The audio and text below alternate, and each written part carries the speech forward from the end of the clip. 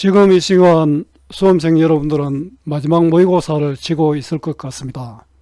자, 오늘 나온 작품 최현의 명월음입니다. 명월, 밝은 달이죠. 밝은 달을 바라보며 웃는다.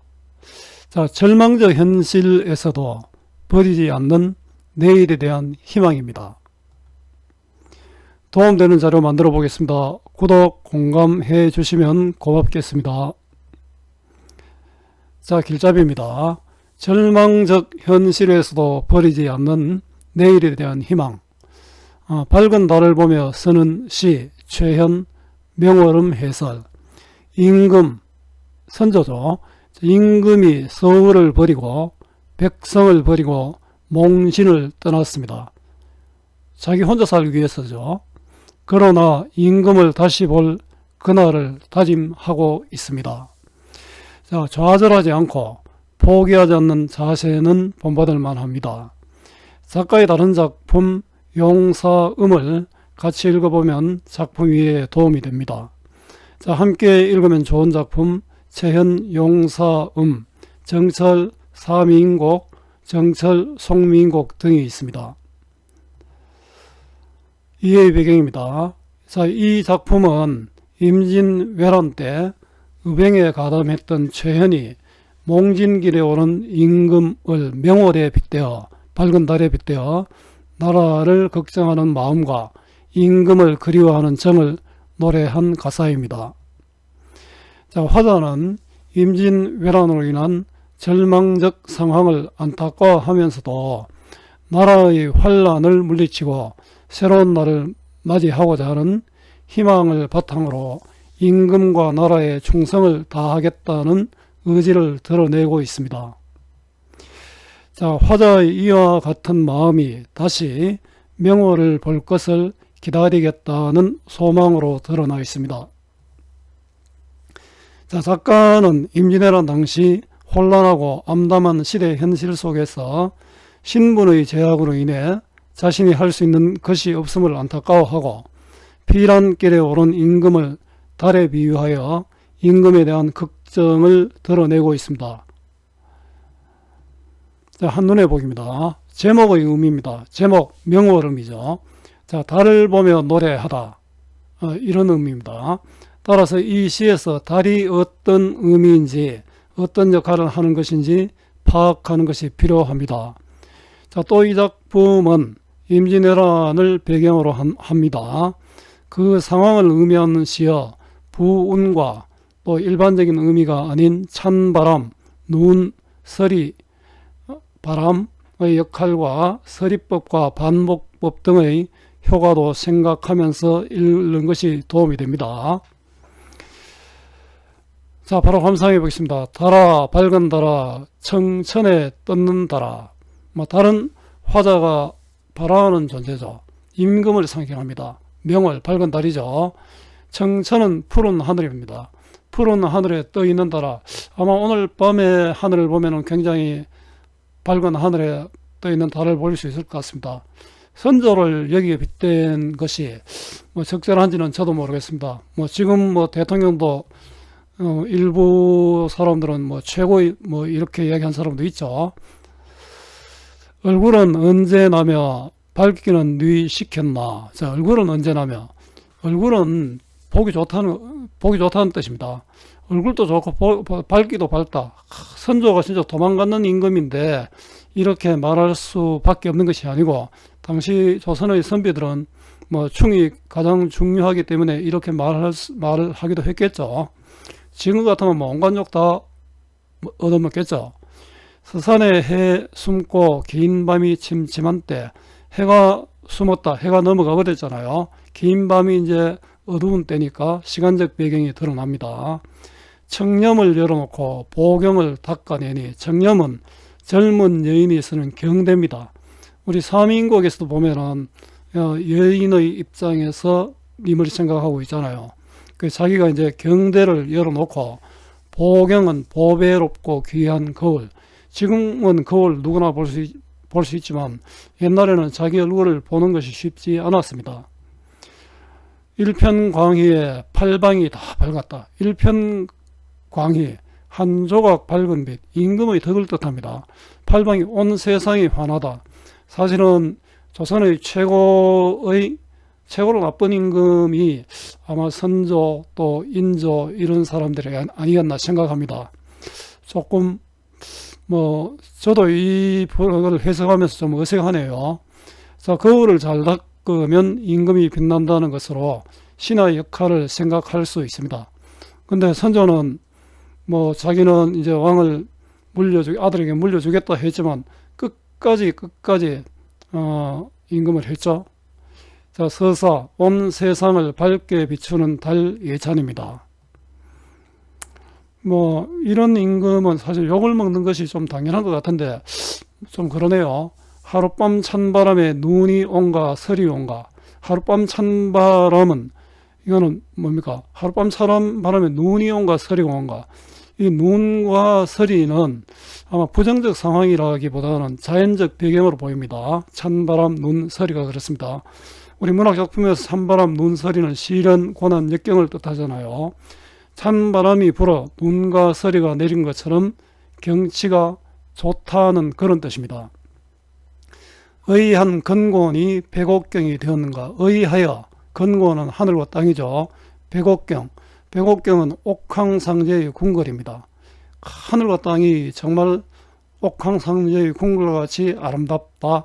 자, 눈 내린 풍경이 옥황상제의 궁궐처럼 아름답다. 자, 아름다운 풍경을 예찬하고 있습니다. 동창이 제 발건을 수정염을 걸어놓고, 동창은 동쪽 창문입니다.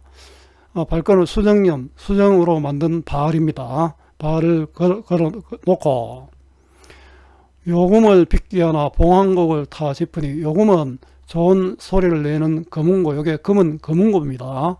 봉황곡은 곡조 이름입니다. 임금을 그리워하는 마음을 금운고에 담았다는 그런 뜻입니다. 성성이 청원하여 태공에 들어가니, 성성 소리마다 맑고 또 맑은 소리가 널리 퍼져서 그 하늘까지 들어간다. 하늘에 임금이 있는 곳이죠. 파사개수하에 옥토도 돌아본다. 파사개수하는 널널 춤추는 달나라 개수나무 아래 옥토끼도 돌아본다. 자, 이건 내가 금운고를 타니까 달에 있는 토끼가 감동할 만큼 소리가 아름답다, 이런 뜻입니다. 유리호박주를 가득 부어 권차하니, 유리호박주는 맑은 호박잔에 따른 술입니다. 유리는 요즘 유리죠. 옛날에는 유리도 귀한 물건이었습니다. 자, 호박은 보석입니다. 맑은 유리 호박잔에 따른 술을 가득 부어 구원하려고 하니, 유정한 상아도 잔 밑에 빛난다. 상아는 달에 있는 선녀, 항아를 뜻합니다. 결국 이거는 달에 있는 뜻인데 술잔에 달이 비치는 모습이죠. 달을 비유하고 있습니다.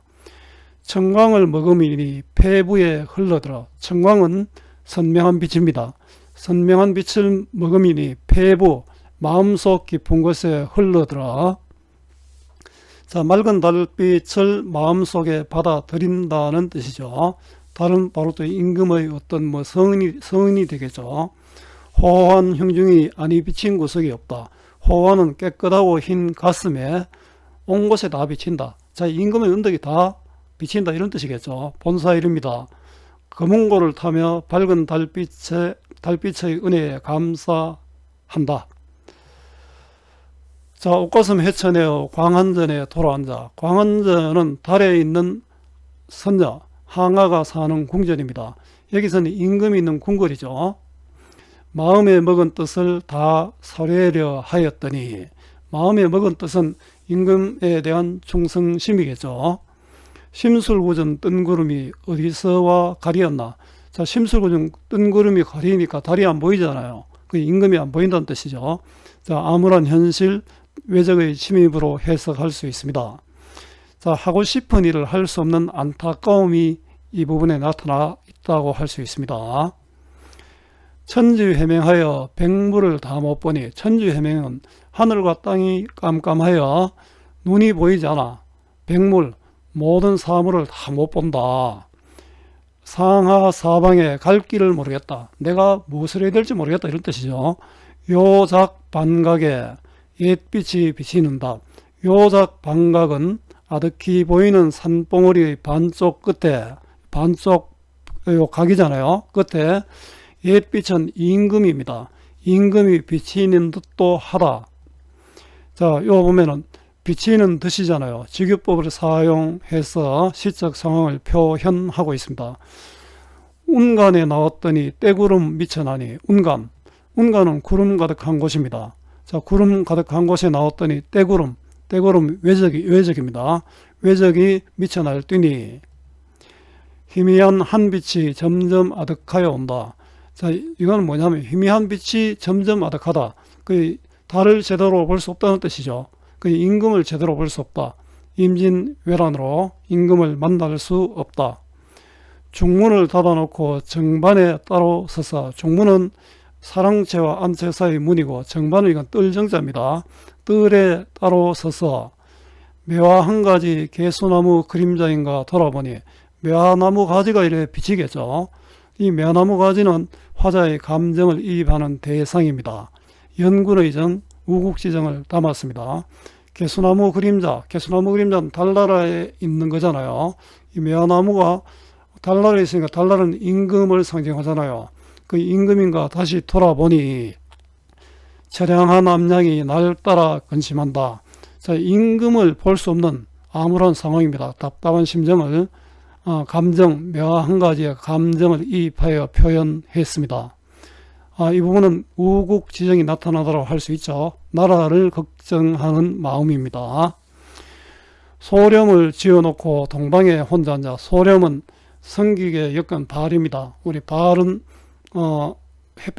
햇빛을 가리거나 이런 거죠.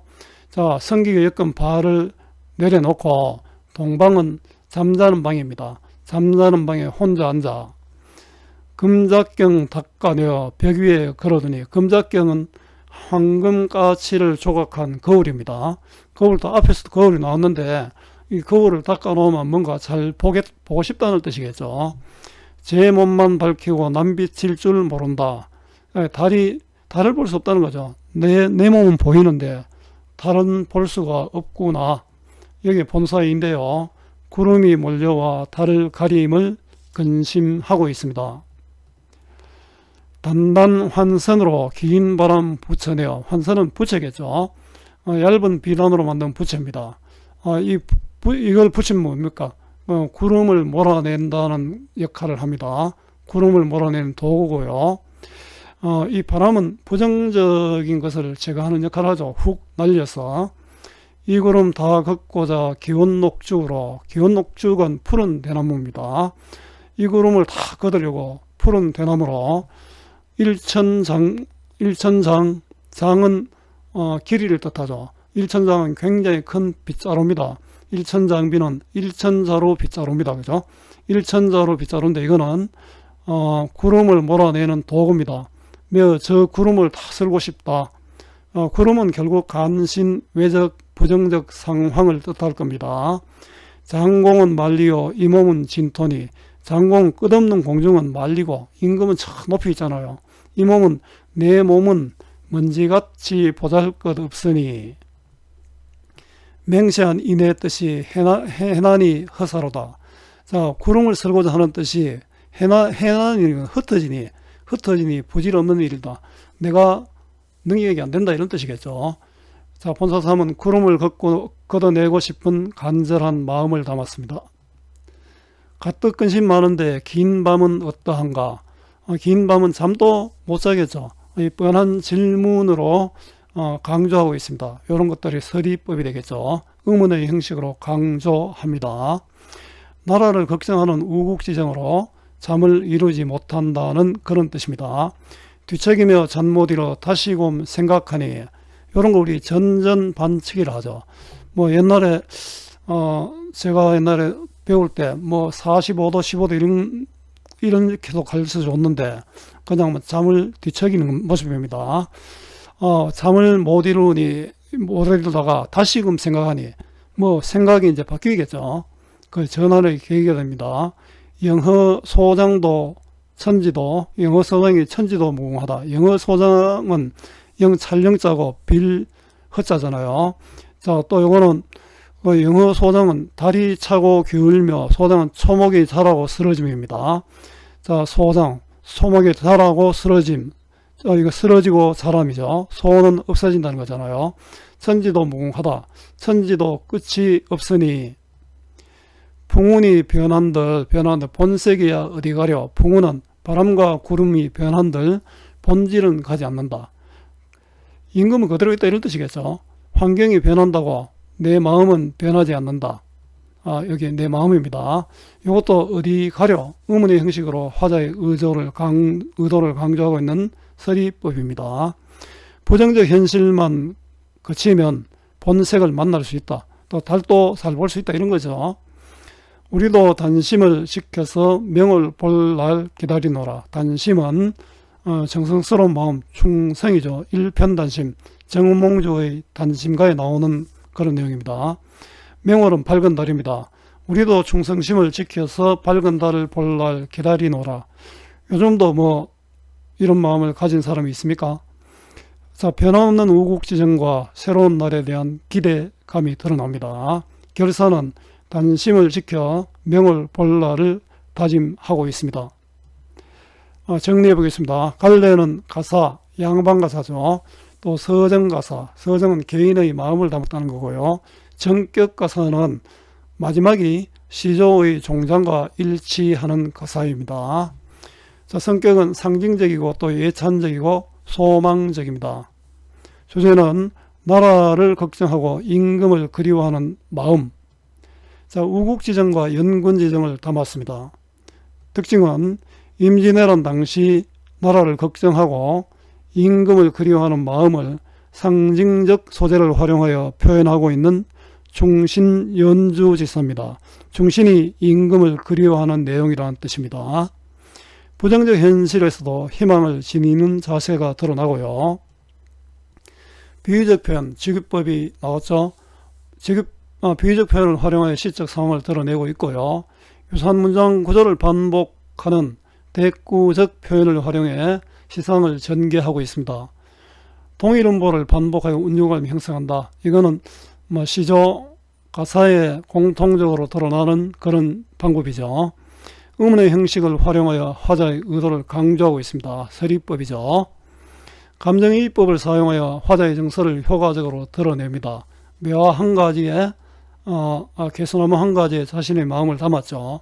자연물, 구름달을 통해 화자의 정서를 효과적으로 드러냅니다. 계절적 소재를 활용해 정서를 드러내고 있고요.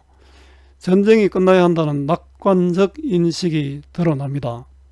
시간의 흐름에 따른 시상 전개를 보여줍니다. 자, 활동하기는 문제은행 활용하시면 됩니다. 수고 많았습니다. 제가 살아있는 한 좋은 자료로 보답하겠습니다. 네이버 구글 다음 어디서나 검색은 박전현입니다.